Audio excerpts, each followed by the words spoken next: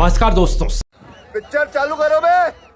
चलो भाई देखो। देश भर के मुसलमान भाइयों बहनों को कहना चाहता हूं, आपके वक़्फ में एक भी नॉन मुस्लिम नहीं आएगा। ये एक्ट में ऐसा कोई प्रावधान नहीं।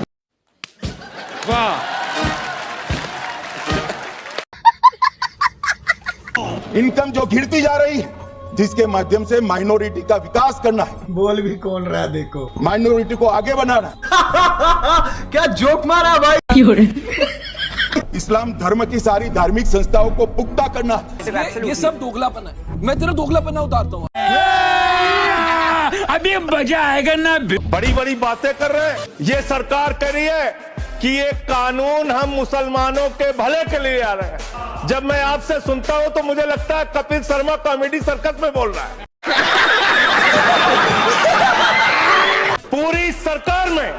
पूरी सरकार में एक मंत्री आपका मुसलमान नहीं है। आप मुसलमानों का भला कर रहे हैं। इसीलिए कहते हैं चाइना के सामान का, पाकिस्तान के ईमान का, राहुल गांधी जी के बयान का और इन चमचों के ज्ञान का कोई भरोसा नहीं है। अब तू गया बेटा, अब तू गया। आइए देखते हैं, मजा आएगा। मान्यवर काशीराम जी ने कहा था, मान्यवर काशीराम जी ने कहा था कि जिनको बचपन में चमचागिरी की लत लग जाती है, उनकी पूरी जवानी दलाली में गुजर जाती है। तो करिए भाई, करिए। गजब बेइज्जती है। चमचा बोल रहे हैं आप। चमचा जो खुद है, तबाह होते हुए तबाही नहीं दिखती। ये अंधभक्ति है, इसकी कोई दवाई नहीं बिकती। इनको आप समझा नहीं पा रहे हैं क्या ओझा जी? हमारे गुरुजी कहा करते थे कि बेटा समझे तो समझाए दे और बताए दे ठोर, ना समझे तो ठीक है दूध धक्का दे दे और। अब इतने में नहीं समझ में आया। क्या बुरा कह दिया? कहा है, सुनिए, कहा जाता है कि मूर्खों को समझाने के लिए प्रचंड मूर्ख होना पड़ता है। मैं समझदार हूँ भाई, मैं नहीं समझा सकता। एक दिन अखंड भारत बनेगा। अच्छा, अखंड भारत बनेगा एक दिन। अखंड भारत में कितने देश हैं? Good question. एक मिनट भाई साहब, अखंड भारत में कितने देश हैं? मैं नहीं बताऊंगा। साले का खोपड़ी तोड़। बोलने दे, तकलीफ हुआ है बेचारे को। बोल। है? अखंड भारत में कितने देश हैं? कितने आप बताइए। हमको नहीं पता, आप बता रहे हो ना एक दिन अखंड भारत बनेगा। हाँ, अखंड भारत बनेगा। तो कितने देश मतलब मिलके बनेगा अखंड भारत? है? अनपढ़ है क्या? अखंड भारत मतलब क्या है? विश्व में पंचम लड़ाएगा भारत का। कौन है? 146 देश। 146 देश। रुक जाओ भाई साहब, रुक जाओ, तुम ना बोलो। 146 देश, 146 राज्य में। अरे कहना क्या चाहते हो? अभी लहरा रहा है, ठीक। और क्या कहते हैं,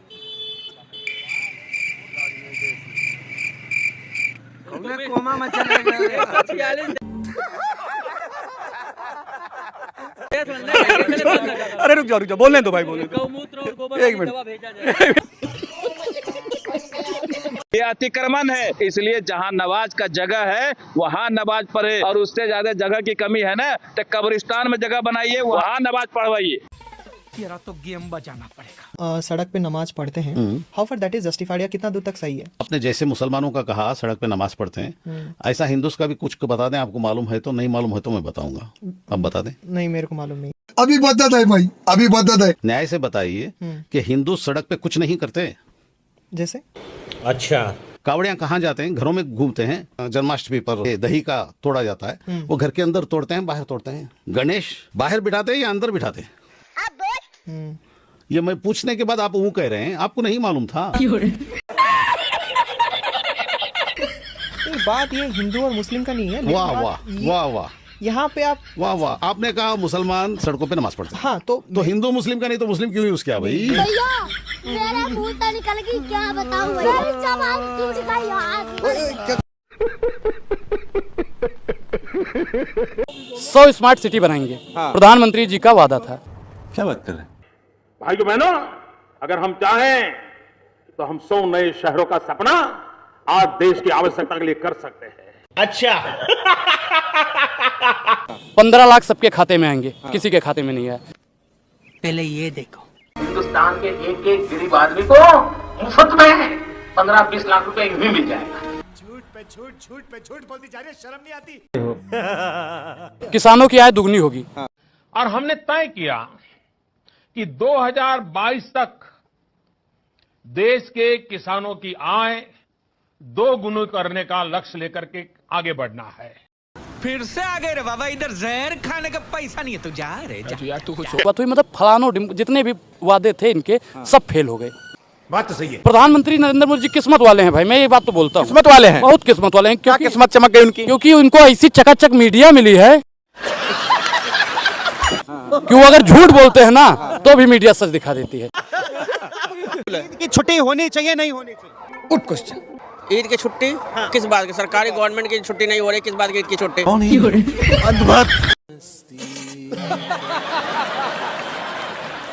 ईद मनाने वाले कम से कम परसेंटेज लोग हैं। अम्मा बहन पे आ जाऊंगा मैं इनकी। हाँ, दिवाली कितना दिन का छुट्टी देता है गवर्नमेंट? 1 दिन या 2 दिन के लिए। कौन है? सरकारी दफ्तर में। सरकारी की दफ्तर क्या जरूरत है? जिसको ईद चाहिए वो जाए घर। तेरा तो गेम बजाना पड़ेगा। सबको देख क्या करना है बताइए? हाँ, आपकी औकात बता रहा हूँ सर, बुरा नहीं मानना सर। आज इनसे मैं ये पूछना चाहता हूँ, अगर सबके लेकर नहीं चलना है तो सबका साथ सबका विकास का नारा झूठा था कि नहीं झूठा था? क्या बात है सर, क्या बात है सर। अगर सबको साथ दिया जाता है, अरे सुन तो लो, दिवाली छुट्टी होती है, दशहरे की छुट्टी होती है, होली छुट्टी होती है, शिवरात्रि की छुट्टी होती है, तो ईद की छुट्टी में काहे की दिक्कत तुम्हें हो रही है?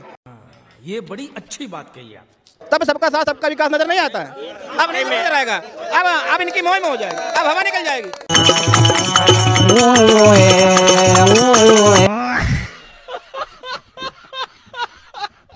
इन्होंने कहा कि प्राइवेट मिल रहा है। अगर हर चीज प्राइवेट हो जाएगा तो सरकारी प्रधानमंत्री हम झुनझुना बजाने के लिए भाई लेंगे। जब नहीं रहेगा एयर इंडिया तो क्या करेंगे ज्योतिरादित्य सिंधिया? जब सरकारी चीजों को बेचा जा रहा है तो सरकारी मंत्रियों की क्या हो सकता है भाई? बात तो सही है। मैं एक स्टूडेंट होने के नाते में बताऊंगा कि शिक्षा सरकार चाहती है कि देश का युवा शिक्षित ना हो। क्या बात कर रहे हैं? अगर वो शिक्षित हो जाएगा तो सरकार से सवाल पूछेगा। सही पकड़े हैं। सरकार से सवाल पूछेगा तो उसको जवाब देना पड़ेगा। अगर शिक्षित हो गया तो उसे नौकरी भी देनी पड़ेगी। इस सज्जन को क्या तकलीफ है भाई? तो इसलिए वर्तमान सरकार चाहती है ना देश का युवा शिक्षित ना रहे। कलम किताब पे टैक्स लगा देने का काम किया है मोदी जी ने। बिल्कुल, वर्तमान सरकार ही लगाएगी ना भैया, मुगल थोड़ी लगाने आएंगे आज। डिस्कवरी देख के आए हैं घर से। अरे कहना क्या चाहते हो? जो आपको शेर, चीते, चूहा, बिल्ली याद आ रहे हैं। समझ रहे हो ना? आप लोग कह रहे हैं कि अभी शेर कौन है शेर? मोदी जी के बारे में कौन है शेर? मतलब आप कह रहे हैं कि मोदी जी इंसान नहीं है, वो शेर है, जानवर है एक। गजब बेइज्जती है। और जरा ये बता तो दीजिए, लास्ट में पूछ लीजिए, देश की जनता बता देगी कि बीजेपी ज्यादा गिरी हुई है या देश की जीडीपी? Good question. आप बता दीजिए, सूत्रों से पता कर लीजिए, आपके सूत्र तो बहुत लंबे होते हैं।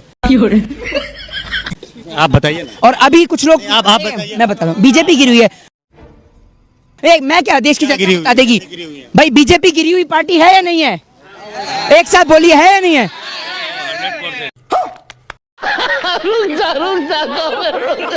गजब बेइज्जती है।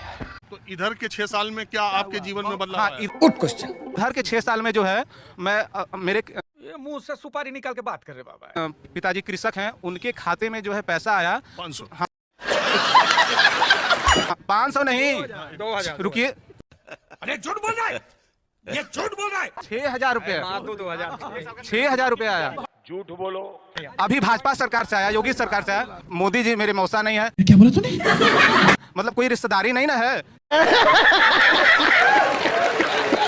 उस 500 रुपए से आपका 6,000 रुपए आया है कम से कम। चल झूठा। 6,000 कितने दिन का? नहीं, साल भर नहीं भैया, वो 2-3 महीने पे आता है। महीने में कितना आता है? किसान सम्मान निधि वाला वो 2,000 आता है। महीने का? महीने का नहीं आता है सर, वो आता है आई थिंक 6-6 महीने पे आता है। अब आए ना लाइन पे। अब आप बात यही है ना, बात अब क्या बोले।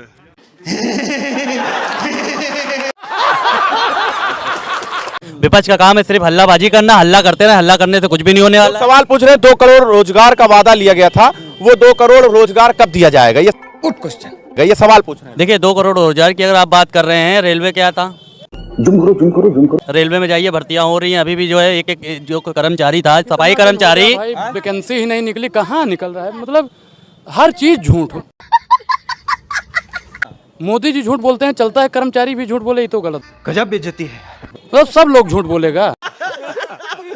सब लोग झूठ बोलेगा। झूठ बोलो, दिन रात झूठ बोलो। मोदी जी ने तो खुद एक वीडियो उनकी वायरल होती है। क्या बात कर रहे हैं? झूठ बोलो, बार बार झूठ बोलो। सफेद कपड़ा।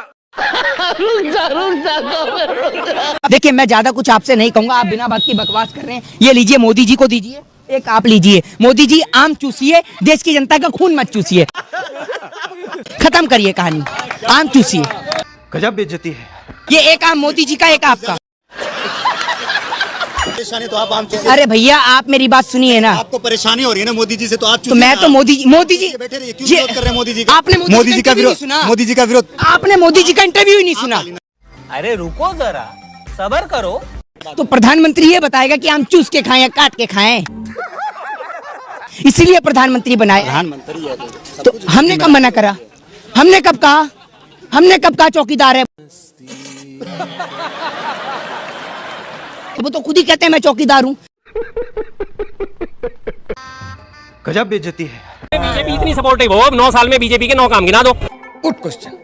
और मैं 52 साल के कांग्रेस के आपको 52 काम गिना दूंगा। बोलो। ये हुई ना बात। आइए देखते हैं, मजा आएगा। बताइए, 9 काम गिनवा दीजिए। फिर देखिए, चैलेंज दे रहे हैं अंकल। मैं गिनवा रहा हूँ, मोदी जी का 9 नहीं 99 काम है। क्या बात कर रहे हैं? अभी मजा आएगा ना। गिनाते बहुत टाइम है हमारे पास। गिनाते गिनाते सुबह से शाम हो जाएगी। हमारे मतलब आपको मत सिखा। हम खड़े हैं। सबसे पहला मैडम, बेटियों के लिए बेटी बचाओ। अच्छा, रोड बना, इतने बड़ा स्पेक्ट्रम रोड का खड़ा कर दिया हिंदुस्तान में। यो योजना जो है, क्या बात है, कहाँ रोड? अच्छा, रोड नहीं थे हिंदुस्तान में पहले। आप कहाँ रहते थे पहले? यहाँ दिल्ली से पहले कहाँ के रहने वाले हो? हम कहाँ, करावल नगर में रहते हैं। करावल नगर में, बिहार में रहते हैं। हाँ, बिहार से करावल नगर कैसे आए थे? Good question. ये कह रहे हैं रोड नहीं बना। बिहार से दिल्ली तक ये बिना रोड के आ गए, पुष्पक विमान से बैठ के आ गए। अगर मोदी जी नहीं होते तो देश का क्या होता? मोदी जी नहीं होते तो आप भी नहीं होते है ना। आप भी मोदी जी से ही हैं क्या? आप बताइए, आप मोदी जी के विद्यालय से पढ़ के आए हैं क्या? नहीं। मोदी जी इतने टैलेंटेड बच्चे थे कि उनसे टीचर कहता होगा कि बेटा सबको पढ़ा लूं, तुझे अलग से पढ़ाऊंगा, तू मुझे ही पढ़ा देगा वरना। और मोदी जी का तो ऐसा है, आग लगे बस्ती में, मोदी जी अपनी मस्ती में। गजब बेइज्जती है। मोदी जी नहीं आते तो आप लोग के पास फोन भी होता है? बटन वाला फोन चला रहे हो तो मोदी जी ने फोन बनाया है? क्या बात कर रहे हैं? अरे मोदी जी से लाइव डिबेट कराइए। मोदी जी को ये नहीं पता होगा कि फोन किसने बनाया। पहली ट्रेन कहां से कहां तक चली, ट्रेन को किसने बनाया, पता है मोदी जी को? आप तो मोदी जी के भक्त हैं, आप ही बता दो किसने बनाई। अरे बड़े खतरनाक लोग हैं। और मोदी जी के जितने भी नारे हैं, इस देश की जनता शायद समझ नहीं पाए। मोदी जी ने कहा था बेटी बचाओ बेटी पढ़ाओ। अच्छा, वो नारा नहीं था, वो चेतावनी थी। क्या बात कर रहे हैं? इसके बाद मोदी जी ने कहा बटोगे तो कटोगे। योगी जी ने कहा, फिर मोदी जी ने कहा। आपकी औकात बता रहा हूँ सर, बुरा नहीं मानना सर। नारा नहीं था कि पहले बांटेंगे फिर काटेंगे बेटा। अरे बाप रे, ये तो धोती खोल रहा है। देश की जनता समझ नहीं पा रही है बस। ये बड़ी अच्छी बात कही आप। संभल का कांड है, ठीक बहराइच का कांड है, देश में ना जाने कितने कांड है। पहले एक नेता हुए सुभाष चंद्र बोस, उन्होंने कहा कि तुम मुझे खून दो मैं तुम्हें आज़ादी दूंगा। और मोदी जी कह रहे तुम मुझे वोट दो मैं तुम्हें दंगा दूंगा। ठीक, हर एक कदम पे ऐसा अंधभक्त दूंगा जो हिंदू मुसलमान का पंगा देगा। ठीक, और वही मुझे वोट देगा, वही तुम्हें दंगा देगा। क्या बात है सर, क्या बात है सर, क्या बात, ये बात है। भाइयों बहनों, मैंने गरीबी देखी है। मैं गरीब हूँ, मैं गरीब परिवार से हूँ। अरे 10 लाख का सूट पहनने वाला, 1.5 लाख का चश्मा लगाने वाला, लाखों करोड़ों रुपया विदेश यात्रा पे खर्च करने वाले इस इंटरनेशनल कोई भिखारी को तो तराश के लाओ। इंटरनेशनल फकीर है एक, वो है आए दिन आ जाएगा न्यूज चैनल पे, उसकी आंख ही नहीं खुलती। उसकी तो आंख यूं खुलवानी पड़ेगी। उससे ये पूछो कि रजत शर्मा के शो में तू भैया ऐसे चौकड़ी मारकर ऐसे कर कर किसे वोट देंगे? जो आपको 35 रुपए पेट्रोल देगा उसे देंगे या 70-80 रुपए वाले को देंगे? अबे भैया काने, एक बात तो तू बता, तू पतंजलि में पेट्रोल भी बना रहा है। इनके अंधभक्त इनसे भी बड़े कलाकार हैं। कल एक रास्ते में मिल गया जाते हुए, मैंने कहा मेरे भाई देश में पेट्रोल डीजल के दाम बढ़ रहे हैं, थोड़ा सा आप भी सोचो देश के लिए कैसे लोगों का खर्चा चलेगा। अच्छा। तो मुझसे कहता है तो भाई तुम पागल हो गए हो क्या? मैंने कहा क्यों भाई? कह रहा मोदी जी ने देश को फिट करने के लिए फिट इंडिया कॉन्सेप्ट चलाया है, जिसके तहत पेट्रोल और डीजल के दाम इतने बढ़ा दिए जाएंगे ताकि लोग पैदल चलें और फिट रहें। वाह, कुछ भी लोगों का पेट बाहर ना आए, तो ये फिट इंडिया कॉन्सेप्ट चल रहा है। तो आप समझ सकते हैं हमारे देश में एक से बढ़कर एक कलाकार हैं।